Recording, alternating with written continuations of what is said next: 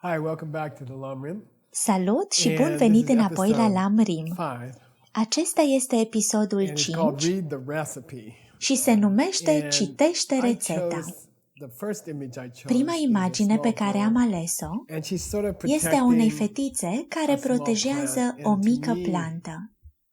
This Pentru mine, picture, which looks like fetița din Nick's această daughter, imagine arată ca fiica lui Nick, Amalia, nu-i she's așa? protecting this plant with her hands. Ea protejează And what it planta means cu is, mâinile ei it's și very ce important if you're a sugerează este gardener. foarte It's important. very important to Dacă take ești care of a grădinar, plant este when it's foarte young. important să ai grijă In de the o first plantă când e few, tânără. in the first week or În two, primele 2 you săptămâni really have to pay trebuie să fii attention. foarte, foarte You have atent. to water Trebuie very să o regularly. uzi cu You have to regularitate really protect și the trebuie plant chiar să from wind, protejezi planta from de vânt, birds and de from deer păsări, and things de like that. capre și alte So lucruri de that's going to genul be a acesta. theme in this first part here. Aceasta va fi Then tema în prima just parte. samo dan gya chembe keta chen shema gya chema chunang.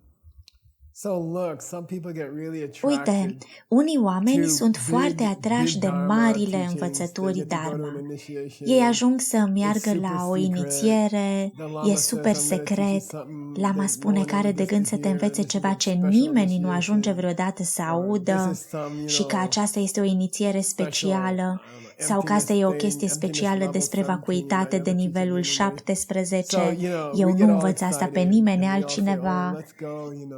Așa că ne entuziasmăm toți și spunem, hai să mergem, știi? Lama ne va învăța nivelul 17 de vacuitate. Kedat Chen înseamnă, ai auzit aceste nume celebre precum Mahamudra sau Dzogchen și te-ai entuziasmat? Spune, uite de învățăturile Dharma înalte, nu-ți face atâtea griji în legătură cu învățăturile Dharma înalte. If you just take care ai grijă of de the small, jurămintele beautiful vows you simple have in your own și heart, frumoase okay? din Just take inima care of ta. them. Doar ai grijă de ele.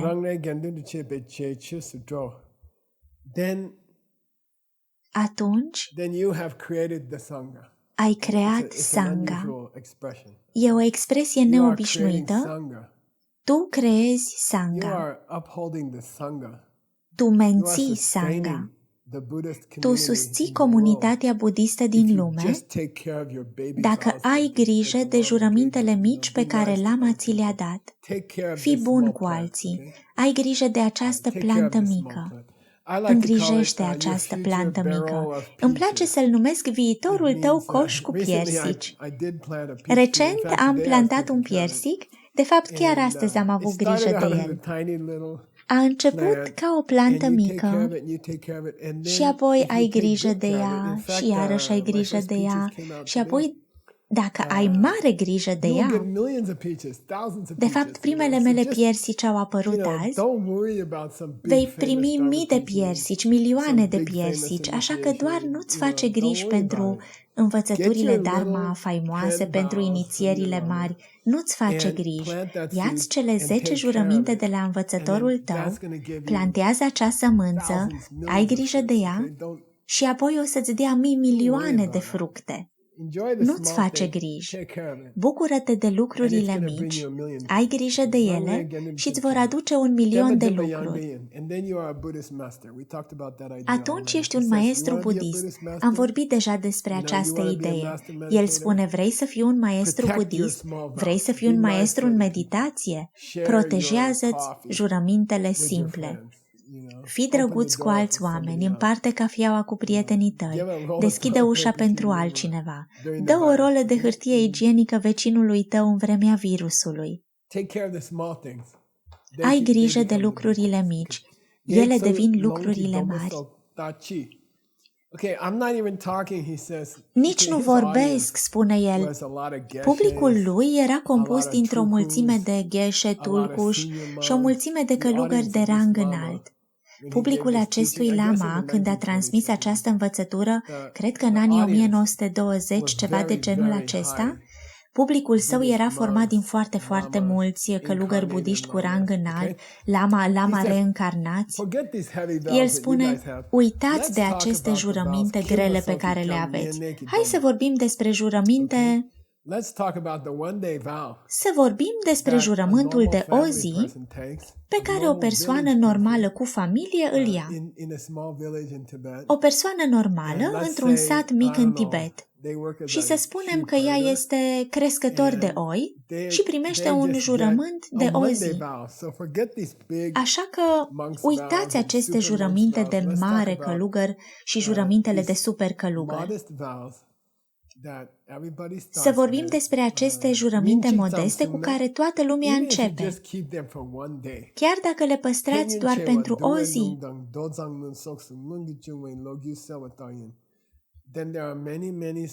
Apoi există multe povești în marile cărți. Dua Lun, în scripturile Vinaya. Dotsan Lun este o sutră foarte faimoasă numită Sutra celor înțelepți și a celor nebuni.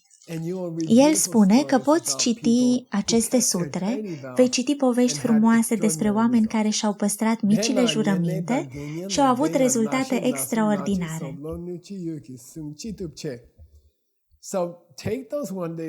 Deci ia acele jurăminte de o zi, păstrează-le cât de bine poți, ia-ți jurăminte pentru călugări începători, poți lua jurămintele de viață ale unui laic.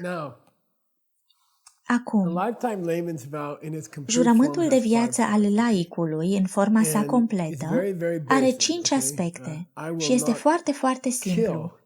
Nu voi ucide o ființă umană sau un făt uman. Acesta este primul jurământ. În al doilea rând, nu voi fura nimic mai valoros decât 10 lei. Nu voi fura ceva care are o anumită valoare.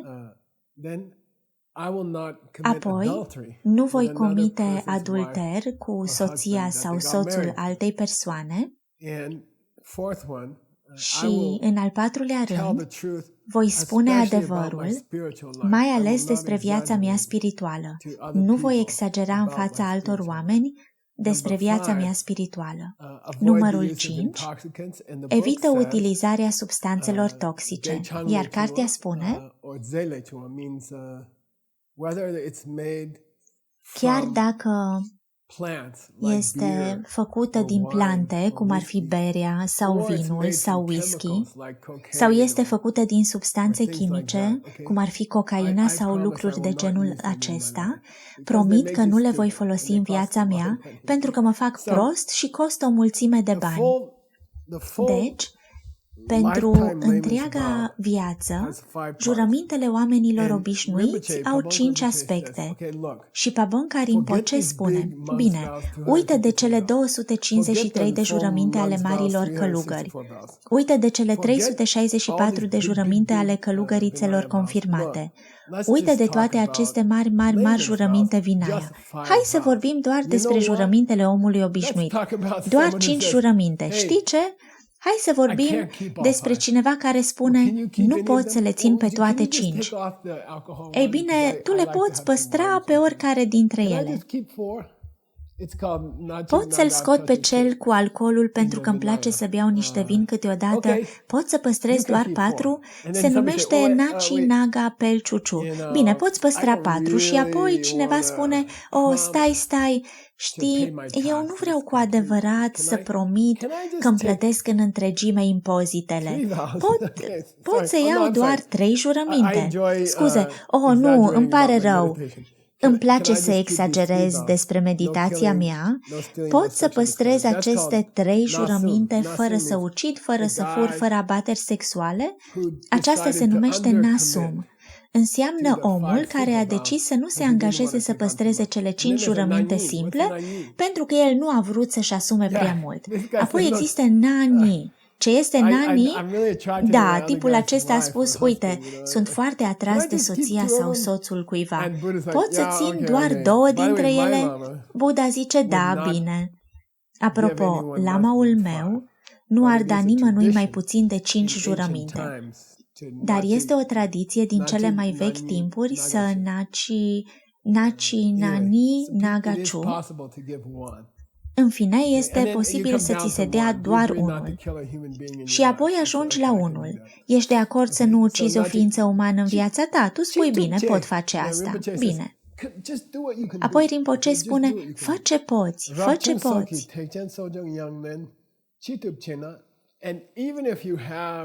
Și chiar dacă ai jurăminte complete de călugăr și jurăminte secrete și jurăminte de bodhisattva, nu-mi pasă. Dacă ești o persoană cu toate aceste jurăminte și ai șansa de a păstra un jurământ de o zi, fă-o. Știi că ai o șansă de a ține un jurământ de o zi, așa că ia-ți-l. Și apoi te poți concentra pe acel jurământ de o zi. Poți spune, bine, știu că am 100 de jurăminte secrete, am câteva sute de jurăminte de călugăr, am toate aceste 64 de jurăminte bodhisattva, dar am de gând să țin doar jurământul de o zi pentru desert. Mă voi concentra pe acesta în acea zi. Asta va fi ziua mea de jurământ pentru acest an. Am de gând să iau o zi de jurământ odată în acest an, dar am de gând să o fac super specială. Într-adevăr, am de gând să lucrez la jurămintele acelea pentru o zi. O să le păstrez atât de frumos. El spune că este extrem de util, extrem de benefic să faci acest lucru. Acum, oamenii ca tine și ca mine, Rangre înseamnă oameni ca tine și ca mine, și am mai spus-o înainte în învățăturile Lam Rim, dar Pabonka Rinpoche este modest. Evident, atunci când spune cei ca tine și ca mine, înseamnă ca noi.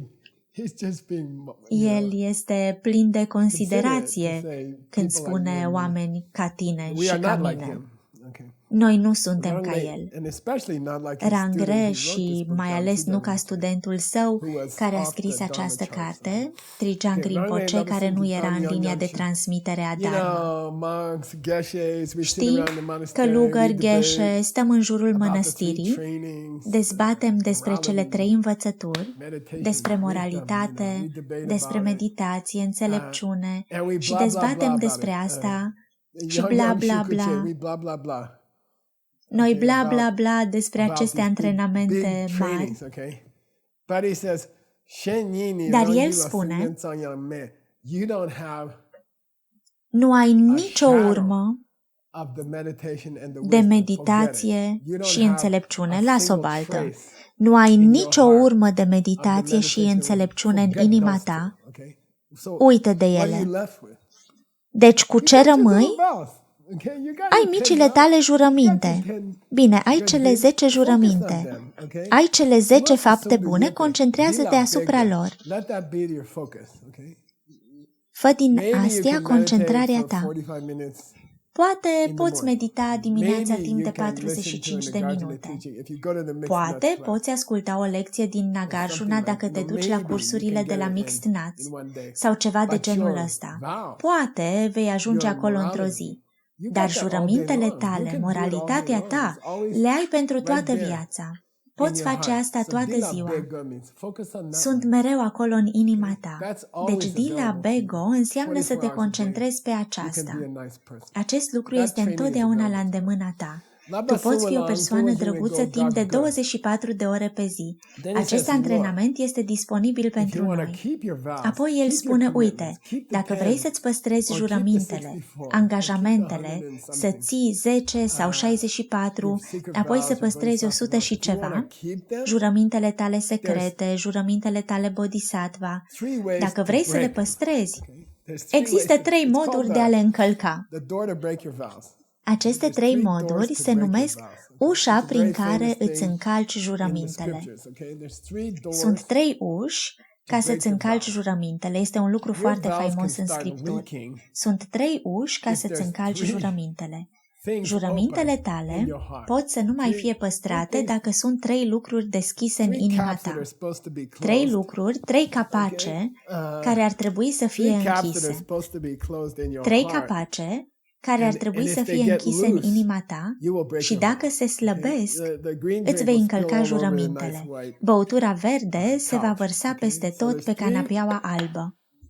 Deci, există 3 capace de borcan cu care trebuie să fii atent. Iată care sunt. Numărul 1. Vedem aici un bucătar Și cred că pare puțin confuz.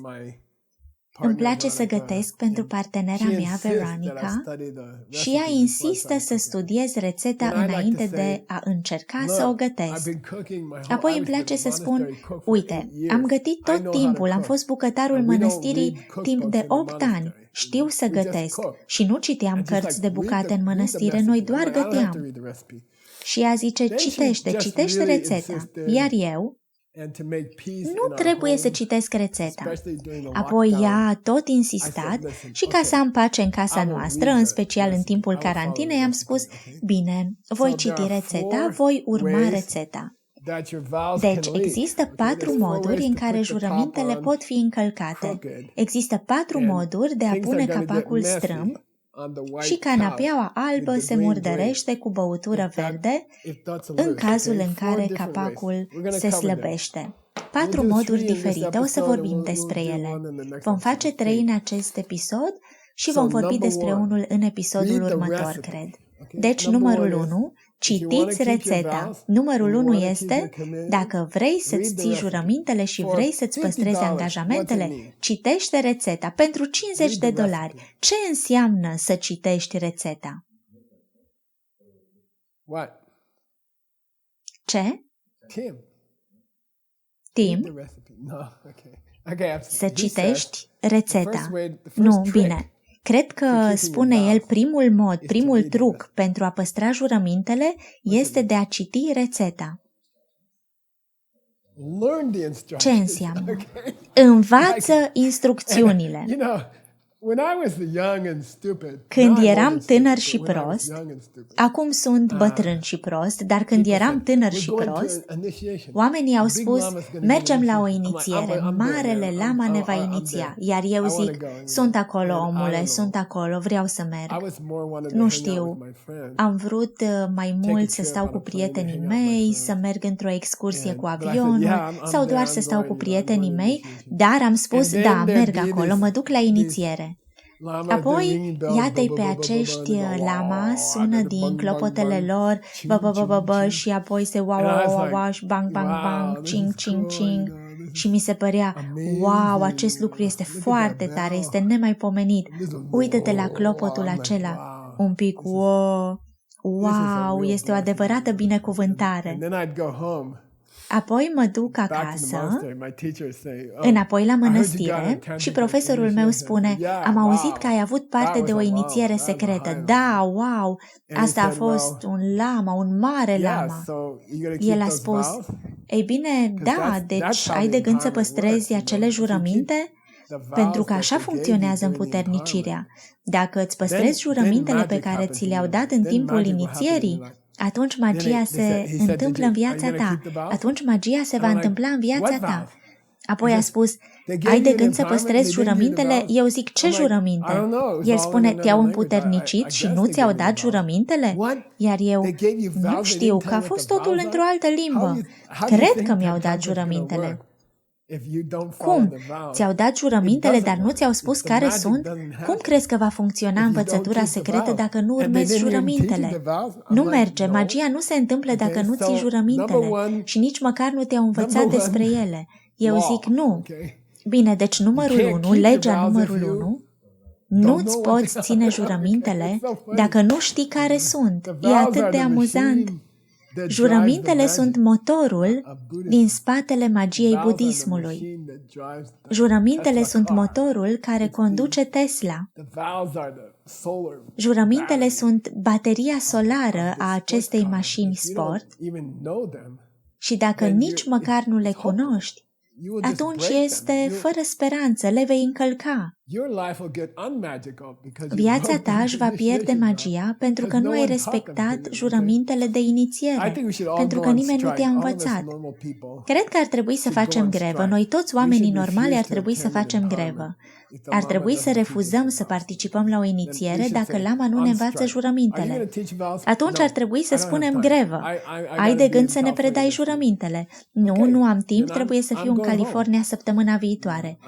Bine, atunci mă duc acasă, nu accept această inițiere. Cred că ar fi o idee bună. Deci, aici. Când nu știi ce jurăminte ai promis să ții, acesta este modul numărul 1 în care le încalci.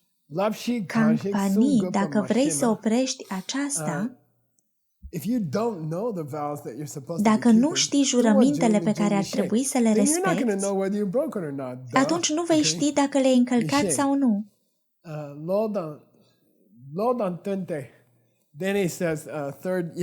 Apoi spune a treia, da, așa este, Seiji, a treia linie, Lodantante este foarte amuzant, spune că ar trebui să studiezi jurămintele din cărțile importante în măsura în care le poți citi. Râde de noi. Știu că nu știți să citiți Vinaya, dar încearcă cât de mult poți. Deci Lodantuna înseamnă, practic spune, știu că sunteți prea leneși pentru a descifra sutrele din Vinaya și să le studiați, dar puteți să faceți cât de puțin, poți face un pic de efort pentru a afla care sunt jurămintele tale? Ai putea studia cărțile importante Vinaya, care sunt dificile, sau, dacă e prea greu pentru tine, există poezii scurte care scriu despre Vinaya. Poți studia una din poeziile acelea. Există poezii mici despre cele 3 baze ale moralității, cele 3 fundamente ale moralității pentru un călugăr sau o călugăriță sunt să facă o confesiune de 2 ori pe lună, pentru a face retragerea de vară, astfel încât să nu distrugi mediul înconjurător, și apoi, cea mai bună este Gaie, care este sfârșitul retragerii de vară, când ți se permite să cânți rock and roll în mănăstire timp de 24 de ore. Toți călugării știu aceasta foarte bine. Jucăm jocuri și este foarte distractiv. Deci, cel puțin, studiază cele 3 lucruri pe care ar trebui să le faci. Există rezumate ale Vinaya Vastu, Fundația Moralității. Citește acele rezumate. Au poezii scurte în ele, între secțiunile mari, astfel încât acestea sunt numite Padom. Primești o pauză. Pauza cărților Vinaya.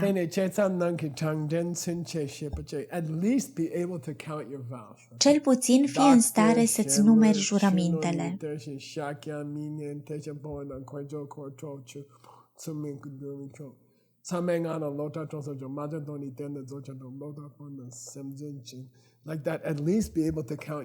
Așa, cel puțin fii în stare să-ți numeri jurămintele. Începe cu asta.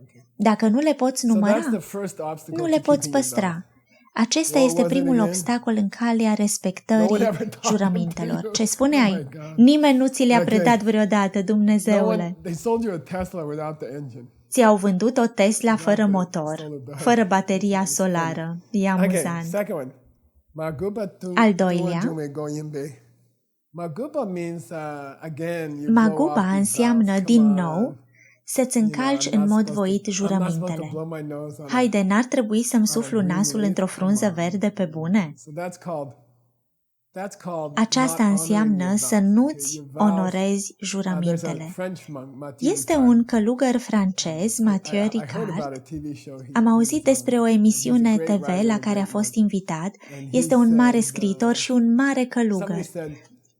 El a răspuns când intervievatorul a întrebat: nu te simți constrâns de jurămintele tale, de toate aceste jurăminte? Nu te fac să te simți de parcă ai fi într-o haină strâmtă? Nu te simți de parcă ai fi într-o haină strâmtă? Și el s-a uitat la tip și a spus: aceste jurăminte sunt aripi care mă ajută să zbor. Aceste jurăminte nu sunt o jachetă strâmtă, sunt aripile mele cu care zbor. Când îmi cunosc jurămintele și le pot respecta, pot zbura. Să-ți încalci voit jurămintele și să spui: o, nu sunt atât de importante.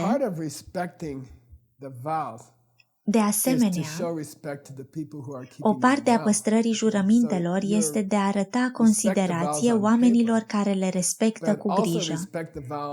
Deci jurămintele respective pe hârtie, dar de asemenea jurămintele respective pe care prietenii tăi le respectă. Așa cum Seiji începe să-și scoată carnețelul și Geshe-la e jenat pentru că el nu îl are pe al lui, deci respectă jurămintele, fiindcă alte persoane le păstrează și este și acesta un fel de respect. Respectă-ți prietenii când își țin jurămintele și acesta este un mod foarte puternic pentru a-ți ține propriile jurăminte.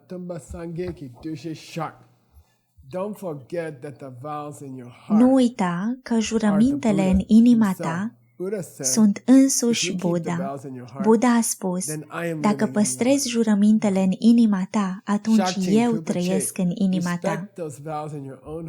Respectă aceste jurăminte în inima ta, ca și cum Buddha este în inima ta. Poți să te prosternezi inimii tale câteodată. Nu face Nanchung. Nanchung este un cuvânt colocvial foarte, foarte rar și înseamnă nu cădea în capcana de a crede că unele dintre aceste jurăminte nu sunt atât de importante sau atât de sexy. Nu gândi așa. Nu considera că unele jurăminte sunt super sexy și foarte mistice și altele sunt doar un fel de mici lucruri practice. Asta e Nanchung. A face această distinție se numește Nanchung.